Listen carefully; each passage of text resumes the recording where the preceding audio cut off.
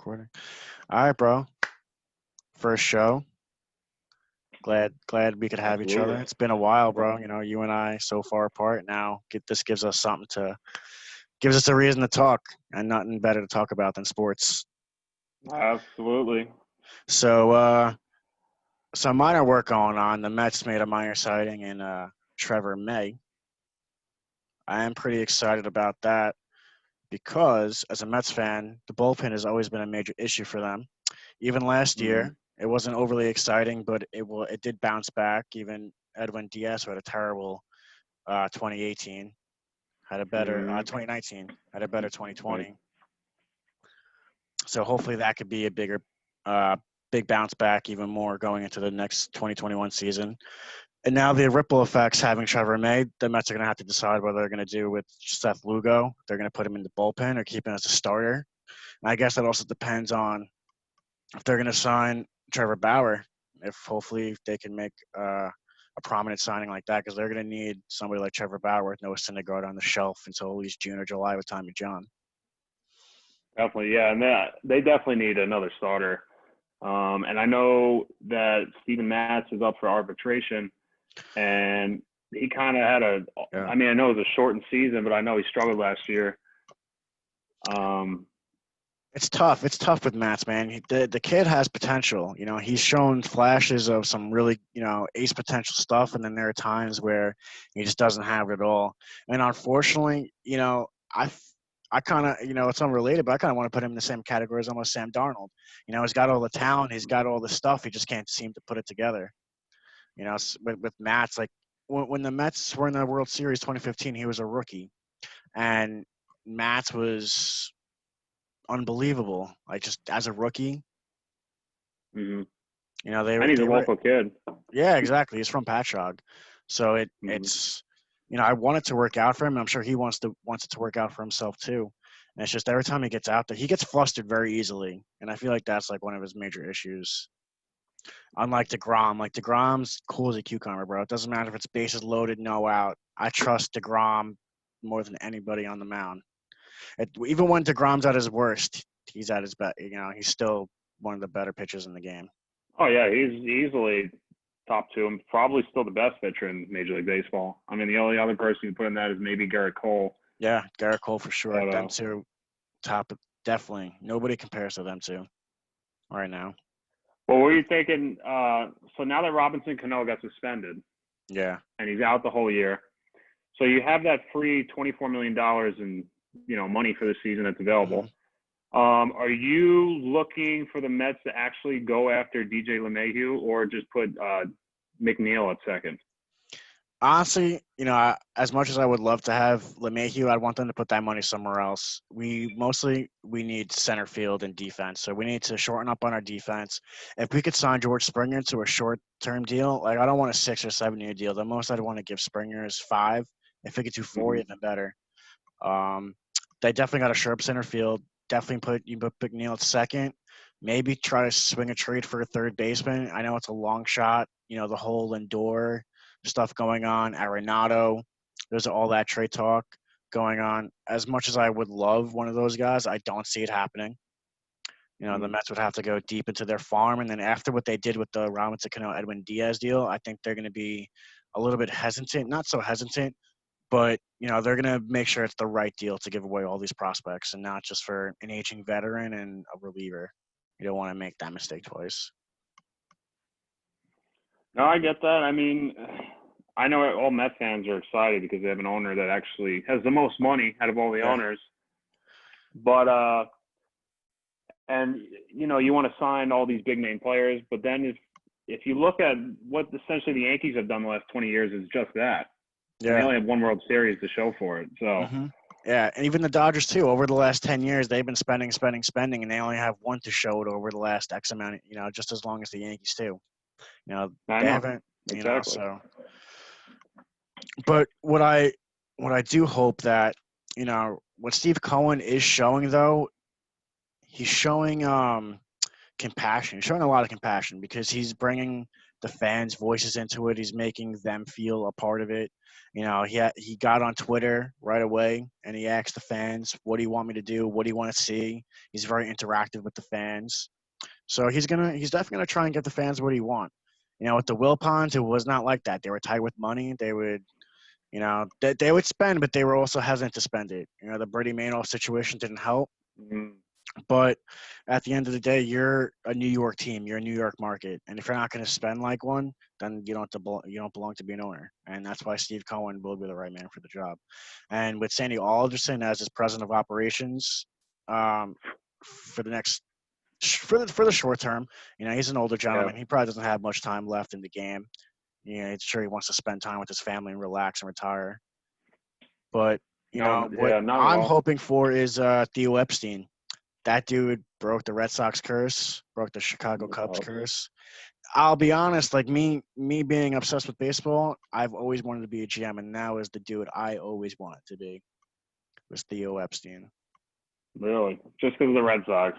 No, no, not even that. It's just it's he was young, he Yeah. was, and he did something that that a fan base was dying for, and he did it for two of them. The Red Mm-hmm. Sox with that Babe Ruth curse. It took them so long, and then even with the Chicago Cubs, took them 108 years to finally win. That's the last thing I ever want to go through is a century of winning, a winless, a winless century. Yeah, I don't blame you there. I mean, that's what it looks like it's going to be with the our Jets at Yeah, this dude, point. But it's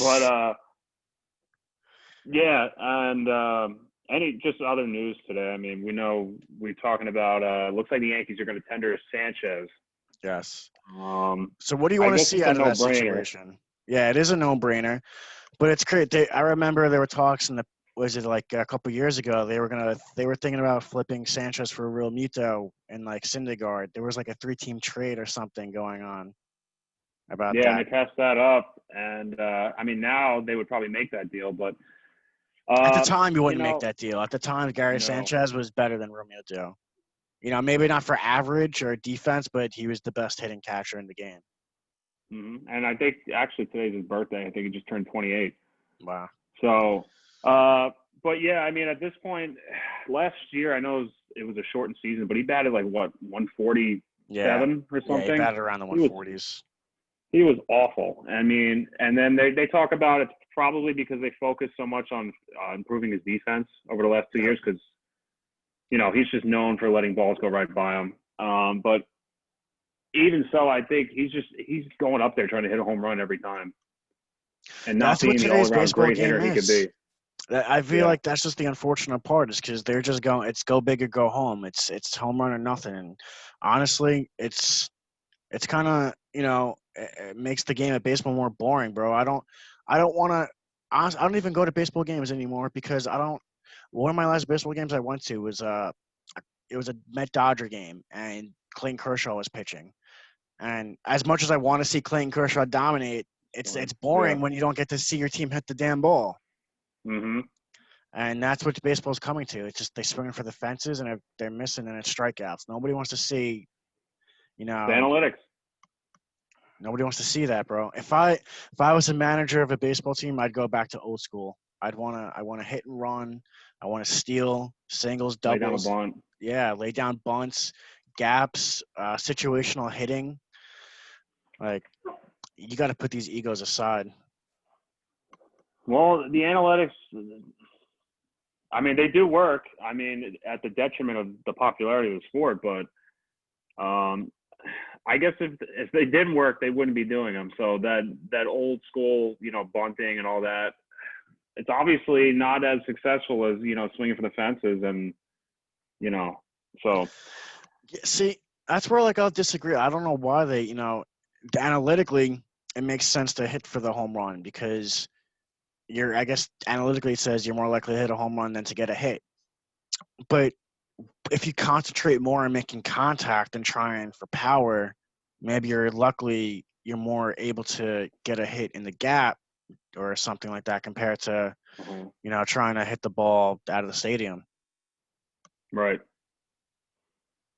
Uh, well, I mean, I guess the theory is too, like if you have runners on base, you'll take the strikeout if you don't hit the home run rather than ground to a double play and play small Yeah. ball. So things like that, it is beneficial to the teams, but I mean, That's when it comes I don't down to think it's going to situation change. hitting, though. If you do have somebody on base, like, yeah, I'd rather you strike out than attempt to put the ball in play.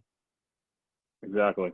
Yeah, for sure. Because there are so many times where there's a runner on third, maybe one or no out, or a runner on second, and that run doesn't go in. That runner doesn't reach home. Countless Yeah, times.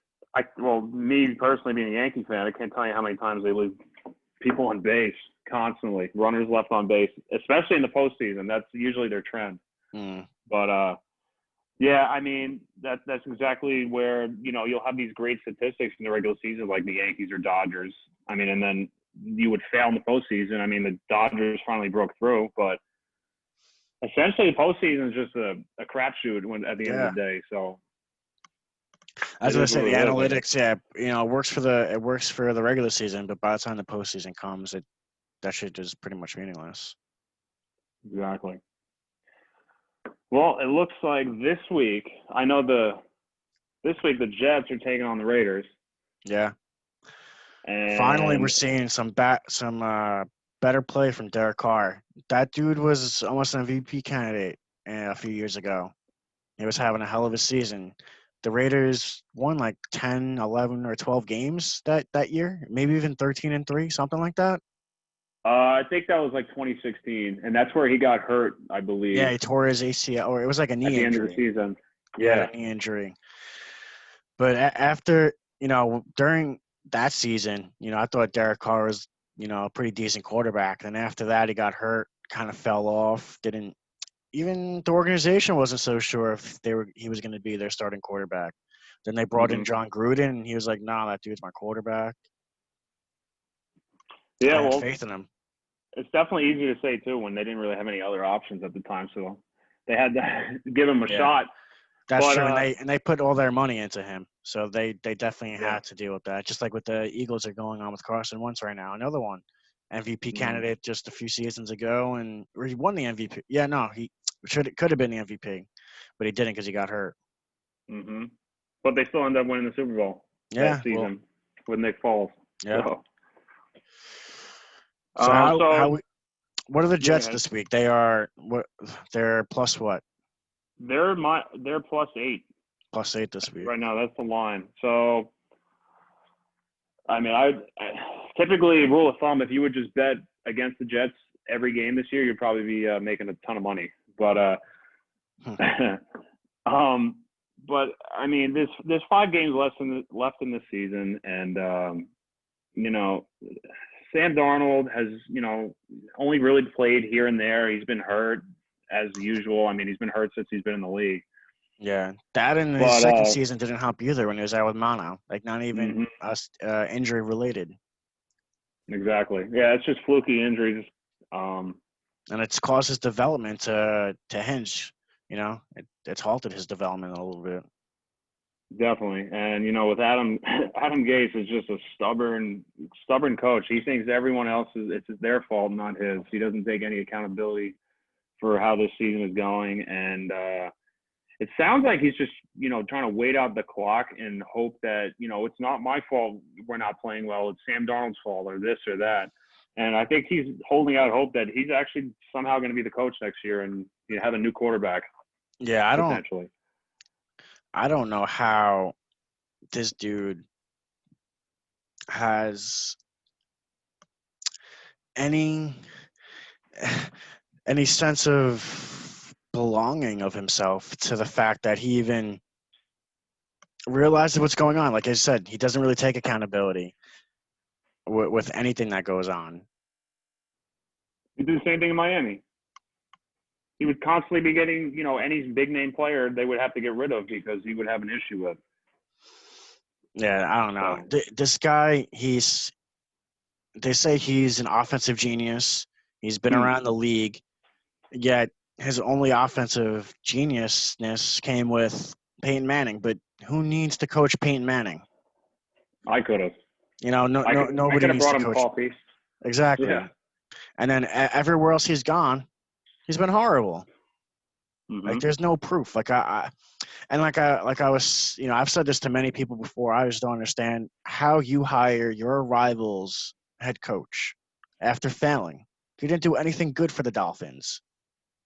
He must be a good salesman in person because, an inexperienced owner like Chris Johnson, I guess he bought into all the, the whining and dining and stuff like that. Yeah, And whatever. also he was relying on the GM too at the time, who they later on fired 6 months later. So, Was that McCagnon, right? yeah.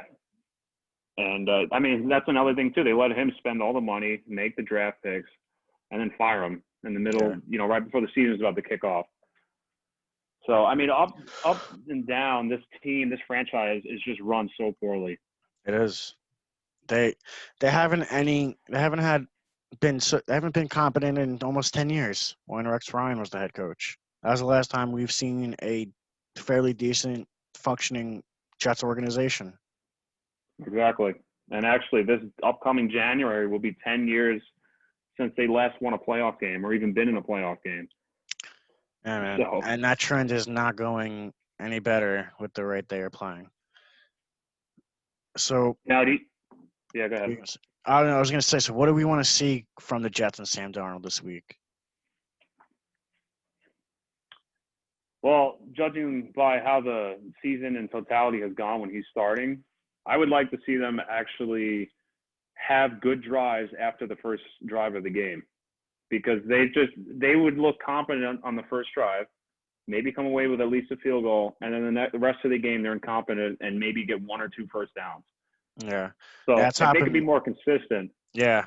Their first halves have been fairly decent this year. And then Mhm. come the second half, it's just almost non existent. Like even when Sam Darnold's not the quarterback, like a few weeks ago when they looked like they were going to beat New England with Joe Flacco, they were scoring. I think they were had 24 points at half, Yeah. which is shocking. And then they scored maybe 6 the rest of the game, or Hmm. or 3 actually. Yeah, I think it was like So 3. and then on the other end, when the other team's struggling, they always make adjustments. But the Jets with Adam Gase, or even for the longest amount of time, they never make adjustments at half. And that's 75% of the Yeah. game is making adjustments. It's the opposite. What happens is they'll recently, especially the last couple of weeks, they'll either be in the game at halftime, through about halftime, and then come the second half, it's just who knows what happens. It's just like a child starts calling plays or something. I don't know. Yeah, It's just like the competence of the coaching staff just disappears once the second half starts. yeah. Nothing's going to change until obviously you just got to get through the next 5 weeks, and hopefully, I don't know how Adam Gase keeps his job, but he needs to be fired. If Adam Gase keeps his job going into next year, I think every Jets fan is going to storm that stadium and riot the If there's hell. fans, Yeah, if there's if, fans. yeah. But yeah, there's no conceivable way you can bring him back. There isn't No one. way. And then having the chances at the number 1 pick, hopefully drafting quarterback Trevor Lawrence. Yeah. Is that something you want to see? Is that something you don't want to see? Do you want to see them flip that pick for more picks? Do we keep Sam Darnold and try to develop him with those picks that we get? Do you see anything from Sam Darnold that shows you any Oh, potential and promising that that you can turn into something? I think the franchise has ruined him. I still think he's talented, and he may go somewhere else and be definitely an above average quarterback and looking like a number 3 overall pick where the Jets took him just 2 years ago.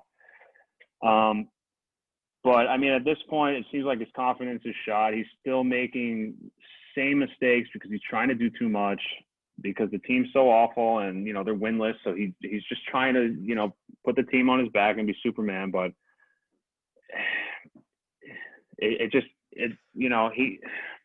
that's rookie. It's rookie season type of play. Yeah, he's in In his your third third year, dude. year, you You shouldn't can't. be doing that You can't anymore. be making these moves. You can't. We'll go back to his draft class. Baker Mayfield, number 1. Sam Darnold, number 3. Mm-hmm. Josh Allen, number 7. 7. And then Lamar Jackson, 32. Correct. So out of all those four quarterbacks, no, the Lamar Jackson. 32nd overall pick already has an MVP to his name. And then the other three, Josh Allen's looking like the next best one out of that group. And then Baker Mayfield and Sam Darnold seem like they're fighting to be who's the third best one out of that. Now, in that case, Josh Allen has a good team around him, a good foundation. So even though he is still very inaccurate, he can run the ball, he's mobile, and has a big arm. But I still don't believe, I'm not sold yet on Josh Allen as a quarterback. Agree. I'm not sold, but definitely having the coaching staff and certain weapons definitely helps him out compared to somebody where Sam Darnold's in his situation. Exactly. And then, Lamar Jackson, the same thing. He has a good foundation around him. And he doesn't really have to, throw the ball because he's so mobile and he can be dangerous with his legs. So that goes to his benefit. But when it comes to Baker Mayfield, there's really no excuse for how poorly he's been since he's been in the NFL. That dude's had the best weapons out of any quarterback taken in that draft. Odell Beckham, Jarvis Landry, Nick Chubb, Kareem Hunt. The list goes on and on. Mm-hmm. Austin Hooper they just signed. They had David Njoku. Mm-hmm. Their offensive weapons match up to like Tampa Bay, like Evans, Goodwin, Gronk, Brait. Their weapons are just as good as Tampa's. And with a team like that on paper, which we've been saying for the last couple of years now, many fans have been saying this, and people across sports, just like one of the Browns are going to be good, because they have Super Bowl talent on paper. They're a Super Bowl contending team, and just can never put it together. Yeah, and they're loaded with first-round or former first-round picks. This year they're 8-3 so far. So they seem like they're finally progressing towards finally making the postseason at least. So that is a big step for that team. But the Jets and Sam Darnold out of those four quarterbacks. We won't even mention Josh Rosen because he never really got a fair shake in Arizona anyway. But all those teams put talent around the quarterback. Their young quarterback who's on a rookie deal, not making anything. The Jets are the only one that, he still doesn't have great receivers. They signed Le'Veon Bell, but the coach was too stubborn to use him correctly. Yeah, and they let Robbie Anderson go in the offseason. Yeah, now when they let him go, I was like, no big deal. He has looked very good so far. I felt the same way too, but at the end of the day, it's just if you want to develop your quarterback to get him better, you need to add some pieces, some kind of weapons to make his job a little bit easier, just a little bit. Definitely. And it looks like, they're making strides towards finally rebuilding the offensive line by taking Becton this year and, signing a few free agents. But, because they really haven't had a solid offensive line now since going back to their last time they were in the postseason when they had Mangold and Ferguson and Damian Woody. So that's definitely a factor, too, with why he's playing so poorly. Even now, the offensive line doesn't look right. And that is partially on Sam, too, and the coaching because if he doesn't check out the right protection schemes and he just runs with the play Gase calls,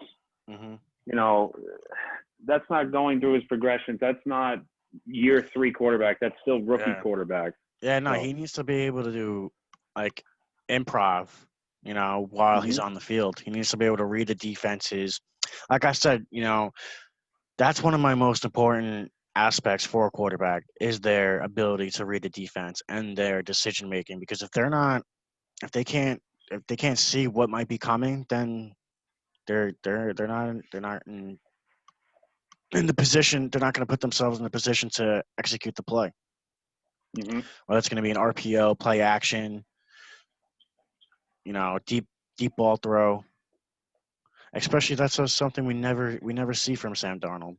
We never really see him push that throw. He may be handcuffed by the coach who doesn't want him to change his play because he thinks his play is, unbeatable and it'll work flawlessly. But yeah, it would be really exciting to see what Sam Darnold can do under a different head coach. It just will be sad that it's not going to be with the Jets, most likely. Yeah, I think it's inevitable at this point, especially if they get the first round pick.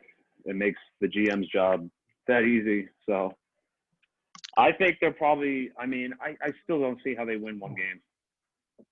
So I mean, the Jaguars are probably going to lose all their remaining games. So if the Jets somehow did win one game, they would probably be booted to the second overall pick. Yeah, and that's why it seems like the Jets will try to lose out on purpose. Kinda. I don't I even don't think they know. have to do it on purpose. The head coach is the perfect man to lose out. So we'll see what happens there. But I mean, if we want to move over to the other team, the Giants. This week they're going up against Seattle, and they're probably going to be missing their quarterback because Yeah. he couldn't even stand up the other day to make a short throw. There's no way he's ready to play this week. No, it doesn't. Yeah, it definitely doesn't look like Sam. Excuse me, Sam. It doesn't look like Daniel Jones is going to be making this week's start. So we are going to see a hefty dose of what's his face, Colt Colt McCoy. McCoy. We're going to see a hefty dose of Colt McCoy. And I didn't get to see last week's game, but from what I've heard though, is that he was game managing. He missed a wide open touchdown. So Mm-hmm. they're going to have some work to do with Colt McCoy. I don't like their chances. Well, what is the line for that game? I'll look real quick. It is Either -10 Seattle. -10. Yeah, So about right. I think Seattle can cover that. Easily. Yeah, if Daniel Jones was playing, I'd probably say a little bit different, but I don't know. After what we saw, I mean, I didn't watch the game, but we saw RG3 come in today for Lamar Jackson. He was pretty inept. He couldn't really do much. He actually had a little hammy injury himself. He had one nice run. That's Yeah, about one nice it. run. That was his best play of the day. And then last week, the Broncos got hurt with COVID. None of their quarterbacks were able to play. They had to suit up somebody from that practice squad. Yeah, I actually picked. I think his name is Kevin Hinton. I actually Yeah. picked him up in fantasy last week and played him in the flex, but he still ended up getting negative points. I thought I was going to outsmart everyone in that one, but that didn't work out too well. But if it did work out, he would have looked like a genius. yeah, I mean, maybe it would have gave me the W at least. But yeah, the Giants. I don't know if there's too many teams in the league, not just the Giants, even a quality team that would go into Seattle and beat them.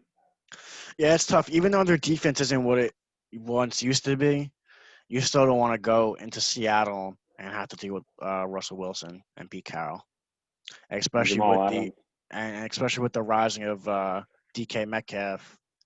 Yeah. Seattle looks like a team you definitely don't want to mess around with, and you don't want to Not at mess all. around with Russell Wilson.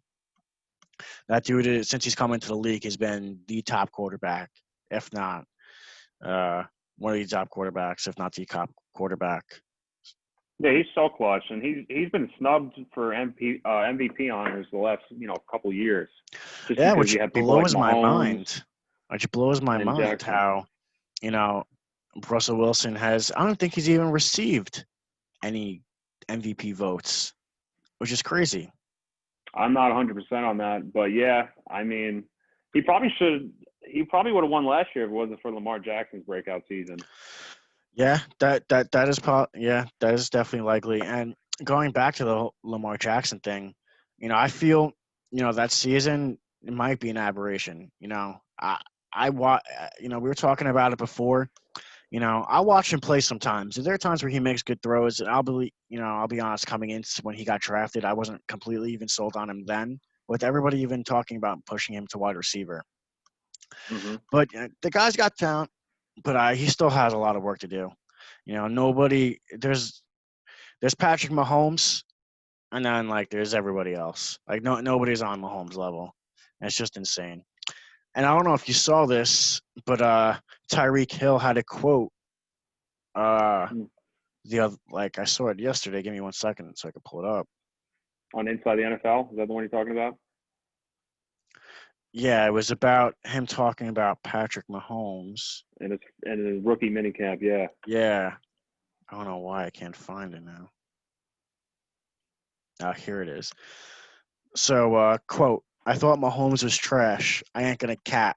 When he first got there, I was like, dang, this who y'all drafted right here? Tyreek Hill. So, who knows if this dude was actually telling the truth, if Mahomes is actually trash. And then when Andy Reid came into the picture and they turned him into, they found a diamond in the rough. This dude was drafted 50, I think, like 14th, 15th. No, I think it was a little earlier than that. I think he was drafted maybe around 12. Not Yeah, 10 or 100% on 12. that. Yeah, no, you're right. Something like that. That was in 2017 because that was the Jamal Adams draft for the Jets. But yeah, I actually heard that earlier on the Michael K show. If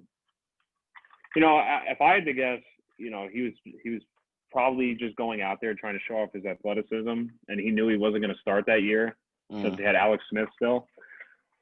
So he's also just probably trying to humor everyone, saying like, "See, everyone should be surprised that Mahomes is this good, and maybe it's his surrounding talent that's making him look that well." But I think Mahomes is probably one of those players that is unbreakable. Like even Adam Gase couldn't ruin that guy. Yeah, I completely agree on that. There are just some quarterbacks that will just come into the league and they have all the talent. They have that it factor, as everybody says. And it just, Definitely. what boggles my mind is how people don't see this talent right away. Because you have a team like the Bears who traded up to the second overall pick to draft Mitch Trubisky. Yeah, And then, which made no sense. you look back at that draft now and you have Deshaun Watson at 12. And I think Watson was taken. Was it 12? I thought that's when Mahomes was taken. I think Watson was taken at like 8, right before. no, I'm looking at it right now. I just pulled it up. Deshaun Watson was taken at 12. I'm trying to find. So maybe you're right there. Maybe Mahomes was taken after that, maybe like 15. It's funny. I don't even see a Kansas City draft pick. Oh, there he is. Patrick Mahomes was drafted 10th, and Watson was drafted 12th. Okay. Yeah, I remember Kansas City traded up to take Mahomes. That's crazy. See that going back, I actually don't remember that. For some reason, I recalled Watson being taken before Mahomes, but that would have been even crazier to think if another team would have passed up on Mahomes. At least it's a nice consolation prize with Deshaun Watson. Absolutely. But it's crazy because going back to that draft, I feel Deshaun Watson was almost projected to be like the number 1 pick when he was. Yeah, well, because he was just coming off of a national championship with Clemson, so he was definitely the big name on the street. But for some reason, everyone in the combine and the workouts fell in love with Mitch Trubisky, which I didn't understand because he only played 1 season.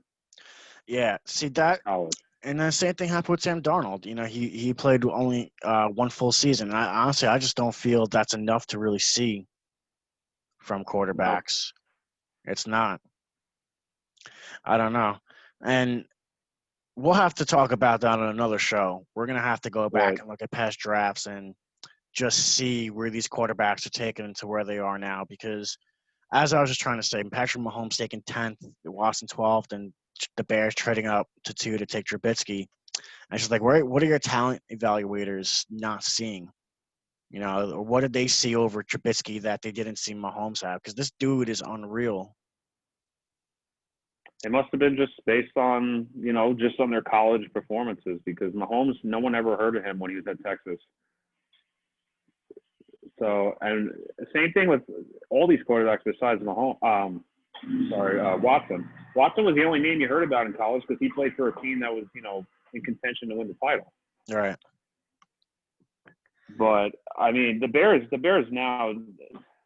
Over the last couple of years, they've been getting trolled because they look like they have egg on their face by taking Mitch Trubisky over those 2 quarterbacks. Yeah, that's the last place I'd want to be in. Yeah, their GM Ryan Pace is probably going to be fired at the end of this year because they started off well. I think 5-1, and they switched to Foles, but now they're 5-6, and they have too much talent on that roster to be a subpar team. Yeah, it's crazy. And I'll be honest, even when they brought in Nick Foles, I was like, hey, maybe, Nick Foles' magic can work for them. Definitely a way above average defense.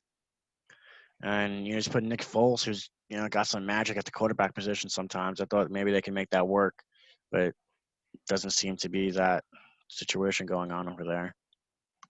No, and it could be the coaching too. I mean, Matt Nagy was underneath Andy Reid in Kansas City, but I mean, just because you're under a great coach doesn't mean you're going to be a great coach. I mean, look at all the head coaches under Belichick. Coaches under Belichick that became head coaches, and how many of them got fired after only a couple seasons? Yeah, not many of them work out, and it's always, all those coaches are obviously going to be on a little bit of pressure because they have that on their back, that he's a Belichick pedigree or Andy Reid pedigree, that these coaches are going to have their own, but they need to have their own identity. That's probably the one thing that the Giants looked out with. They looks like they have their head coach. It looks like Joe Judge, formed a really good bond and culture with his players, because they really seem like they want to play for him, and they play hard for him. I thought the same thing when I saw or heard bits and pieces of his opening press conferences, how he's kind of like that old school disciplinary head coach. Like he's kind of like Bill Belichick to a sense, but it all depends on whether the players buy in or not. Yep. And it seems like the Giants players are buying into his bravado. Yeah, I mean, you have to look at it from, he's a rookie head coach, and they had no OTAs, no preseason games because of the COVID-19 pandemic. So for him to coach this team, so they started out 0-5 and then 1-7. So technically, if you take away that 0-5, for the 4 preseason games, so 0-5, that's just 0-1. And then it's another 4-2 in the last. Yeah, exactly. So it's like 2-2 after that, or 4-2 after that. So, he's definitely turning this team around, and you could show that.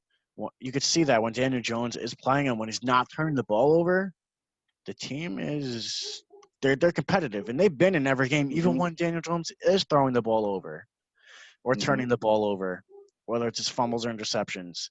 And as long as he can control that, the Giants are going to be in a good spot. They may have overdrafted Daniel Jones at 6, but it looks like they found their quarterback. I would tend to agree. I mean, he's definitely looked better than Sam Darnold has. He to has. This point. He's only in year 2. Yeah, I mean, and that's what comes down to everything too with the whole Jets and Sam Darnold thing, is that this guy is in year 3. He's had 2 head coaches, but you have to see some kind of progression. There hasn't been, a lot of progression going on at all. If you're that good, you will carry a talentless roster to at least competing and possibly winning some games against the lesser teams. So sorry. No, it's fine. So we haven't seen that out of him, and I mean, I would just like to see him be healthy for at least a full season. We haven't seen that either. Yeah, I agree. And the unfortunate part is it doesn't look like we might not get that chance. No. Now, I mean, if they continue to play him, if he looks at least competent, it'll keep his trade value at least somewhat high. Yeah. So I think that possibly, since he's still under his rookie deal, they could get maybe a second-round pick this offseason for him. He has to start playing better. If he doesn't start playing better, that 3rd overall pick is going to turn into a 3rd-round pick, and that's what just keeps happening to the Jets. They draft these players and then they get rid of them, and then they sign the top-tier free agents. They got to stop. That strategy's got to stop. They got to put the time and the effort to develop these young players, have them on cheap rookie contracts, and then you bring in the free agents to fill those key holes, and then boom, you have hopefully a successful recipe to put your team into the playoffs, be competitive. I mean, just recently, can you believe they were looking to trade possibly Quinnen Williams before the trade deadline? Dude, it's the same old story with the Jets, dude. They draft these top players, and then they trade them away. Yeah, and since then he's looked great. He's He putting pressure has. on the quarterback. I think he has a couple forced fumbles. He's definitely looked like the third overall pick from 2 Yeah. years ago You or know, last year. finally, yeah, finally, you know, on that note, because they traded Leonard Williams last year for a third Thanks, and fifth round thanks, pick to the Giants. Giants, and that was another top 5, top 10 pick that the Jets selected and traded away. Right, So and it's at just the time they thought that was a steal. They couldn't believe he fell to 6. yeah, because he was one of the best player in the draft, and they just took best available instead of for need, and Yeah. you That know has to do with the GM they had at the time. He I don't think he knew what he was doing when it came to draft or even free agency. So I mean that's why he's no longer here. But I have Sheldon some Richardson, semblance of. another guy that they drafted and traded. Well, he was good, but he had a lot of problems. He had a lot of off field problems. With the speeding incident with Hmm. marijuana And in the car and stuff like and that. he also had a gun in his car, or was that Quinn? That was Quinton Williams, right? No, Quentin Williams, I believe, tried to get on a plane with a gun, Yeah, yeah. And and it was that's a from no-no Alabama. Yeah, it's in New registered in York. Alabama. Yeah. Yeah, Yeah, but players got to be careful with that, man. Come on, they gotta be aware. yeah, he has to know better, especially that he's a pro athlete. Um, but News just in: Kyle Schwarber was not tendered by the Cubs. He is now a free agent after 6 years with the Cubs. that's interesting because I remember hearing in the past Brian Cashman was actively trying to get him from the Cubs, but I don't think the Yankees have a position for him. I mean, he's mostly a Yeah, DH, if yeah, anything. yeah. He's like an outfielder DH, especially with the DH was just being implemented into the National League, which I do hope stays in for the next season. Yeah. If I remember right, weren't you opposed to the DH in National League? You like the pitcher hitting? Only because our pitchers can hit. The Mets pitchers can actually hit the ball. But other Yeah, than that, I'd rather the pitchers just take a seat and leave the hitting for the batter. yeah. No one came to see the pitcher hit. But the only thing that was just ironic though, and it happened to the Mets and DeGrom so many times in the past, it's crazy, dude. DeGrom, which the Mets could never score or never hit for him, and DeGrom would have to knock in his own runs or hit it. Yeah, It's laughable. I feel so bad for the guy. Dude deserves so many more wins. yeah. Well, at least it seems like baseball isn't as focused on wins anymore because that's more of a team thing. You're right. So it still goes off of his ERA, and his ERA has been what sub 2 over the better part of the last Yeah, three yeah. seasons. It's been sub 2 or just shy over 2 over the last Yeah. 4 seasons or so. Especially, and he came into the league in 2014. Won the Rookie of the Year with like a 2.6 ERA. Yes, I believe actually his first start was against the Yankees. Yes, you're right. Yeah. It was. But yeah, I know he came up a little bit later. What was he like? Maybe 26 or Yeah, 25 when he came up. he was older. I think he was a position player, changed positions, and he also Oh, had, I think he had Tommy John, uh, earlier in his career. So he got that done and over with. Before he was never even a top prospect for the Mets. He was not supposed to be what he is now. They thought he was going to be a mid rotation starter or back end starter, and look what he is now. He's the top pitcher in the game. It's just crazy yeah, how I'm sure talented he that is. that's they had to be pleasantly surprised because I remember, 5 years ago when they were talking about the $500 million pitching staff with the Mets, with Harvey and DeGrom and Matz and Yep. Syndergaard, and now Even really Wheeler. the only, yeah, Wheeler too. The only guy there now is or consistently has been DeGrom. Yep. It's crazy going back to that 2015 World Series. I don't know what happened, but obviously it happened. We found out later that Matt Harvey had to get thoracic outlet surgery. Um, but I started noticing Harvey was running out of gas even in that time because he was starting to get hit really easy. I don't know what it was about the Royals team, but they were just a pesky team. They were contact. And I don't know. Going back to that, I wanted to play the Blue Jays so bad, but going back to that now, looking back, um, I wish they played the Blue Jays instead of The Royals. the Royals. And other news, the Mets just brought back Steven Matz on a 1-year, $5.2 million deal. What just happened? The Mets just agreed with Steven Matz on a 1-year, $5.2 million deal Okay. for 2021. So they avoided arbitration. Yep. Which arbitration really only benefits the player, if we're being honest, because like if Sanchez went to arbitration, he probably would have gotten a raise, Yeah. even though he batted 147. So Yeah, because the arbitrator fights on behalf of the players. right. So can we pause this real quick? Good. All right, man, we're coming to a close at the end of our first show. So we got Jets -8, Jets +8, and Giants +10 this week. Do you think they're going to cover? For the Giants standpoint, without Daniel Jones, I find it hard to believe they're going to cover up there in Seattle. So if I was gambling on this game, I would go with Seattle -10. Yeah, And I'd then have to agree there. Yeah, and then as it proceeds to the Jets, +8. I mean, where's the game? Where's the game being played? I'm not that it really matters, but is it in Las Vegas? Yeah, find out right now. I feel like it's at MetLife.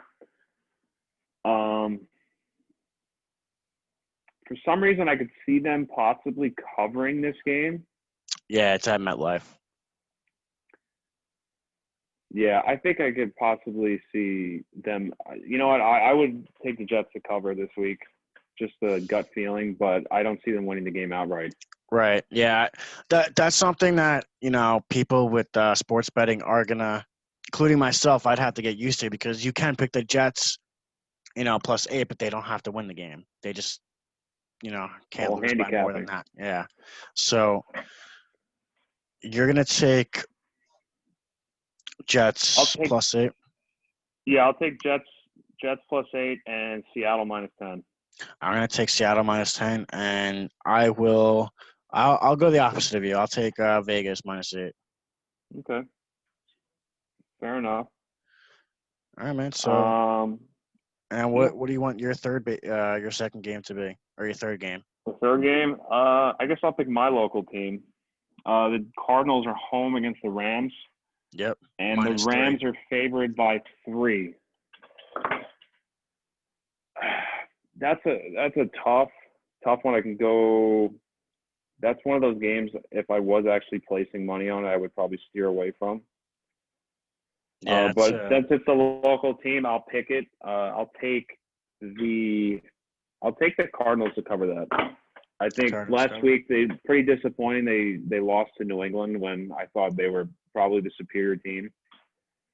But yeah, I think I'm going to go with Arizona -3 this week against the Rams. All right. You have a third pick? I am looking at the games right now, and I will take. We got a pretty interesting matchup in the Colts and the Texans. As bad as the Texans have, their record shows, it's just unfortunate with such a great quarterback in Deshaun Watson. Well, since they fired their head coach, they've been going on a winning streak. Yeah, Bill O'Brien. Yeah, since they.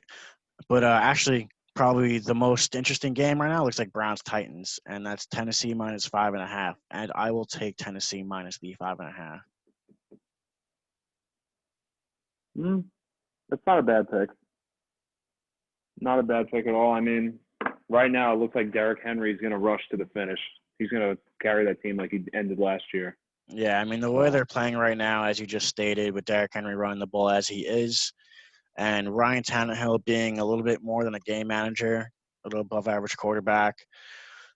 And the Browns, as we both agree on, they may be 8-3, but they are not as. I don't believe they're as good as what their record shows. And Baker Mayfield is iffy. And even though he was number one to say overall, the least. and Ryan Tannehill was a 10th overall selection who hasn't looked good but has looked much better being in a Titans uniform, I will take the Titans -5.5 this week. All right. All right, bud. Well, it was great. Great first show. Yeah, a lot of fun. And I guess we'll recap next week and we'll see how we did on our picks. All right. All right, no Until next excuses. time. Play like a champion. It's just Graf, Frank, and Julie with you. Have a good night. Later. Later.